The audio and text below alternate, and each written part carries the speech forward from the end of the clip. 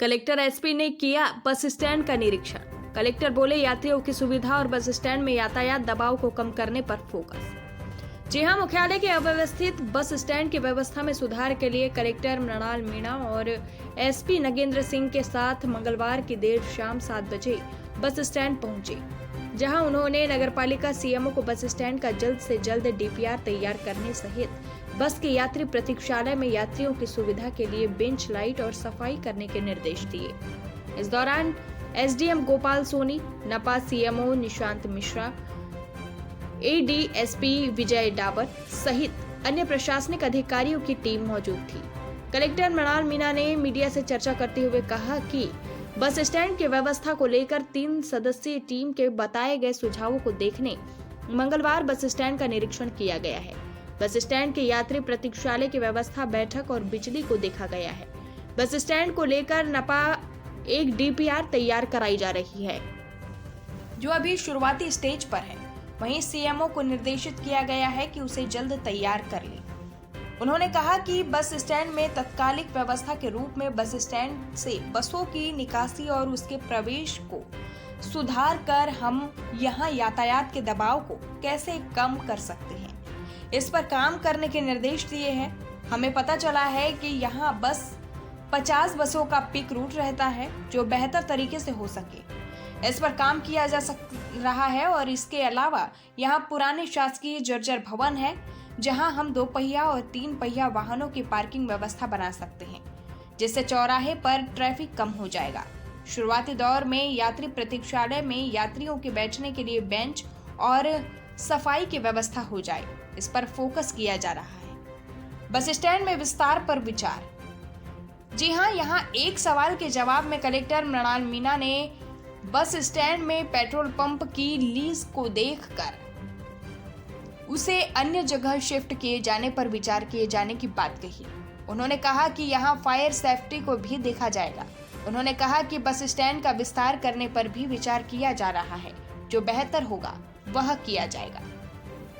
बालाघाट से संवाददाता पवन कश्यप की खास रिपोर्ट। का आपने निरीक्षण किया है, इसके पूर्व भी आपने व्यवस्थाएं सुधारने के लिए निर्देश दिए थे, तो आज आपने उन निर्देशों पर क्या पाया? आज एसपी साहब के साथ में और साथ में एडिशनल एसपी साहब थे, सीएमओ साहब थे, एसडीएम साहब थे, शहर के सभी प्रमुख अधिकारियों ने बस स्टैंड का निरीक्षण किया है। और शुरुआत में हमने 3 सदस्यीय एक समिति बनाई थी, जिसने पहले आके बस स्टैंड की व्यवस्थाएं देखी थी और कुछ सुझाव उन्होंने बताए थे।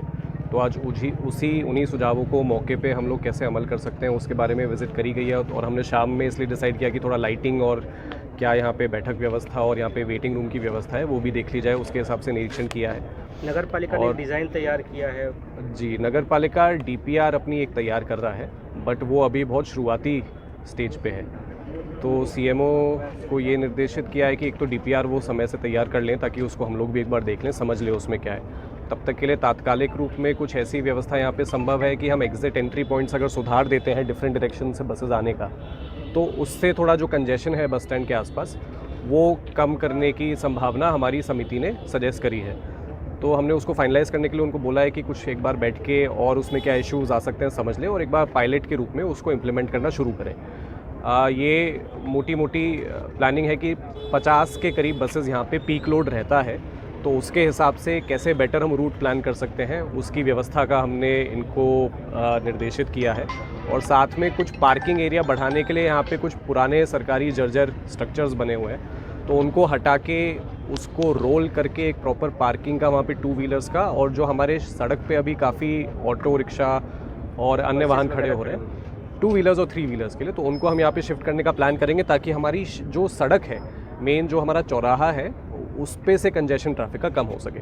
तो अभी शुरुआती तौर पे ये हमारा प्लान है। इसके बाद में जो वेटिंग रूम है वहाँ पे प्रॉपर बेंचेस लग जाएं, क्योंकि अभी वेटिंग रूम की स्थिति वैसे ठीक नहीं है वेटिंग हॉल की, और उसको तो पूरा ही तोड़ के मेरे ख्याल से नया बनाना पड़ेगा। सर, इसके पूर्व भी कई प्लान बने हैं और पहले योजनाएं बनी कि यहाँ से पेट्रोल पंप को भी शिफ्ट किया जाना था, लेकिन उन पर कोई कार्रवाई नहीं। हाँ, पेट्रोल पंप का भी मैंने वही बोला है कि फ़ाइल एक बार देख के कि कितनी इनकी लीज़ है, कितना हम उसको लीज़ को कैंसिल कर सकते हैं कि नहीं, ये तो बात की बात है, लेकिन लीज़ क्या है, कितने पीरियड की है, और शिफ्ट करने का उसका क्या प्लान बन सकता है, उसको एक बार बैठ के समझना पड़ेगा।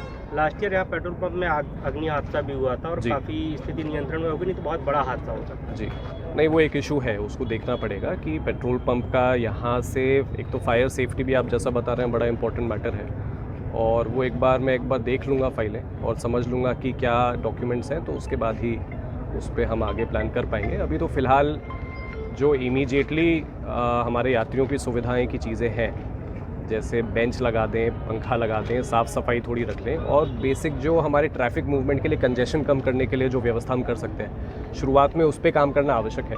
इसके बाद में लॉन्ग टर्म प्लान और भी है कि हमको बस स्टैंड को यहाँ से और बड़ा करना है, कुछ ऑफिसेज़ को यहाँ से बाहर शिफ्ट करना है ताकि कंजेशन यहाँ पे और कम हो, तो उन पे भी विचार किया है। अब वो रीडेंसिफिकेशन में लेना है या कैसे किसी और मत से लेना है, इस पे हमको बैठ के प्लान करके जैसे कि सीएमओ और साहब आगे ने भी निकलना बताया पड़ेगा। कि बजट का इशू स्कीम लेनी है, पीपीपी स्कीम लेनी है अब, क्योंकि इसमें सभी को कॉन्फिडेंस में लेके काम करना पड़ेगा। तो अभी हम कुछ प्रपोजल्स तैयार करेंगे और फिर जो बेहतर हो सकता है उसको इम्प्लीमेंट करके इस एरिया को थोड़ा डिकंजेस्ट करने का काम करेंगे।